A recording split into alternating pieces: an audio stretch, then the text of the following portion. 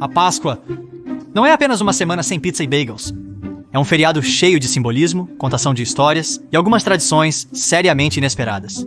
Alguns judeus literalmente incendeiam seu pão, enquanto outros transformam o feriado em um arriscado roubo de matzah. E por que bebemos 4 taças de vinho inclinados para a esquerda? Vamos explorar 10 das tradições de Páscoa mais surpreendentes, pois este feriado vai além de simples bolachas e histórias noturnas.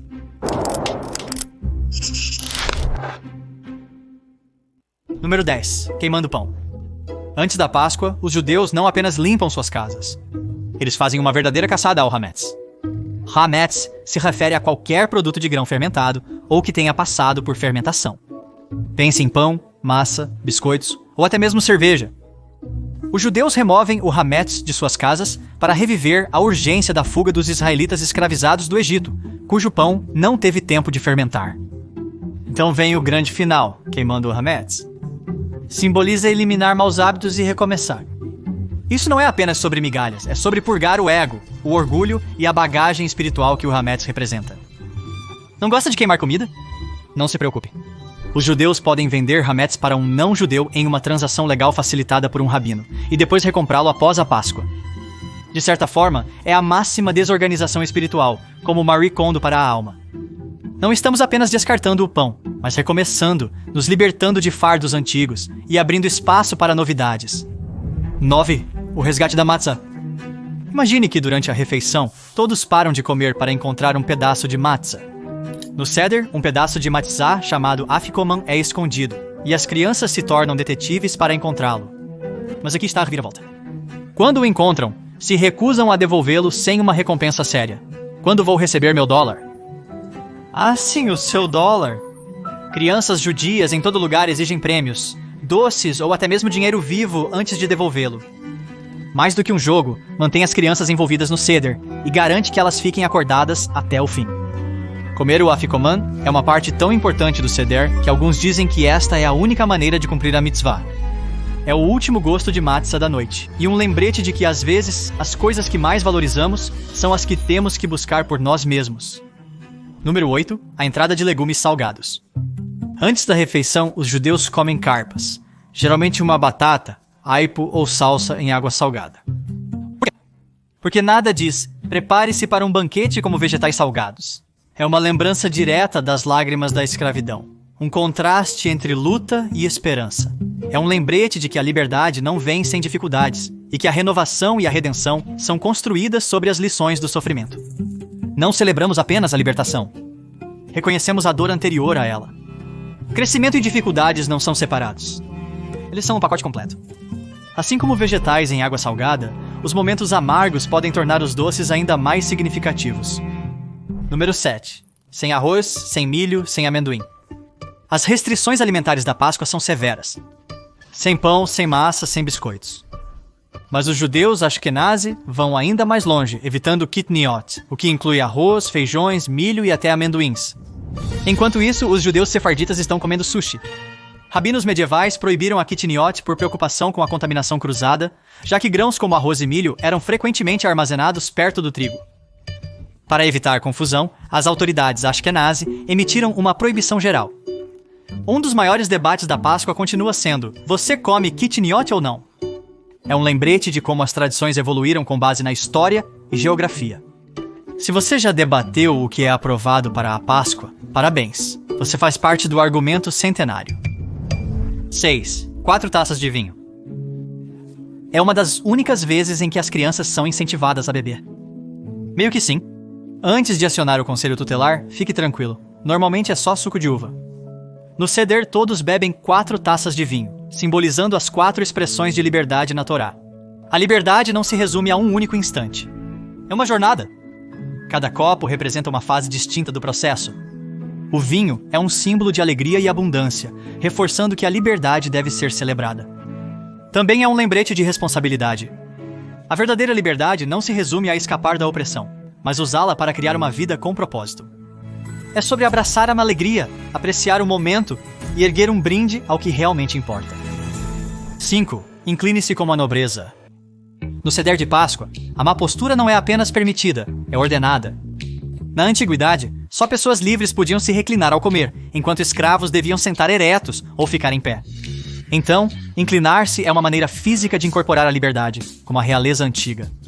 Tradicionalmente, os judeus se inclinam para a esquerda ao se reclinarem em travesseiros ou cadeiras, imitando como um nobre jantava antigamente. Além disso, é um lembrete de que a liberdade não se resume a deixar a escravidão e quebrar correntes. Trata-se de ter seu próprio espaço, viver dignamente e aproveitar um ceder como um antigo pessoa muito importante. Número 4. A mesma história, mas diferente. Em que outro feriado você é recompensado por fazer muitas perguntas? Anualmente, os judeus narram a mesma história da Páscoa, mas cada ceder é único. A Haggadah narra não somente a história do Êxodo. Ela nos guia por uma noite de perguntas, debates e alimentos simbólicos que trazem a história à vida. O objetivo não é apenas recordar eventos, mas revivê-los, colocando-nos no lugar de nossos ancestrais. Para citar a própria Haggadah, em cada geração, uma pessoa deve se ver como se tivesse saído pessoalmente do Egito. Esta é uma das ideias centrais do Seder. A libertação não é apenas um evento histórico, mas algo que devemos reviver e internalizar. Trata-se não apenas de liberdade física, mas de redenção espiritual, e cada um de nós deve encontrar o próprio Egito do qual está escapando. Número 3. O convidado pessoa muito importante. Já colocou um lugar na mesa para um convidado que nunca aparece? No Seder, os judeus fazem isso para o profeta Elias. Durante o Seder, os judeus abrem a porta da frente e servem uma taça especial de vinho para o profeta Elias. Acredita-se que Elias anuncia a vinda do Messias. Segundo a tradição, ele nunca morreu de fato, fazendo dele o candidato ideal para voltar e proclamar a redenção. Abrir a porta simboliza a esperança de que mudança, salvação e milagres são sempre possíveis. Este é outro momento do Seder, que simboliza a hospitalidade, acolhendo convidados ou necessitados. Em certas tradições, as famílias deixam um assento extra na mesa, reforçando que ninguém deve ser excluído. Abrir a porta não é apenas sobre Elias. É sobre manter a esperança viva e lembrar que a mudança, a redenção e até mesmo os convidados podem chegar quando menos esperamos. Número 2. O sanduíche amargo. Um sanduíche sem pão? Apenas na Páscoa? Entre o sanduíche e Hillel, a única refeição que de alguma forma consegue ser seca e picante ao mesmo tempo. É composto por matzá, ervas amargas e harosete, uma mistura doce de frutas e nozes. Não é exatamente como manteiga de amendoim e geleia. As ervas amargas simbolizam a escravidão e o harosete, a doçura e a liberdade. Comê-los juntos é um lembrete de que a vida é agridoce, que a liberdade vem com lutas. Ao comê-los juntos, relembramos que a liberdade não é apenas doce. Ela carrega o peso das lutas passadas. Esta tradição se origina no sábio Hillel, que combinou esses elementos para expressar o profundo entrelaçamento entre libertação e dificuldades.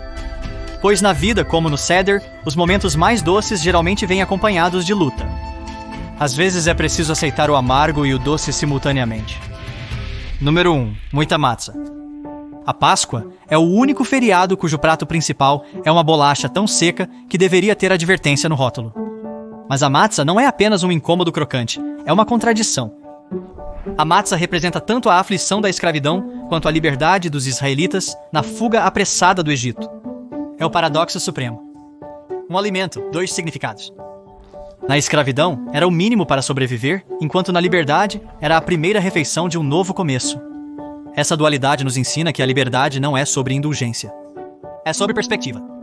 Frequentemente, o mais simples carrega o significado mais profundo. Porque às vezes, as lições mais poderosas da vida não são encontradas no luxo, mas na simplicidade. E se um biscoito seco pode nos ensinar isso, talvez valha a pena as migalhas. Portanto, a Páscoa não se resume apenas a evitar bagels. É um feriado profundo, simbólico e um pouco estranho. Desde queimar pão até se inclinar como aristocratas romanos, cada tradição nos faz sentir a história, não apenas contá-la. A liberdade não é apenas um conceito, mas uma experiência surpreendente e renovada a cada momento.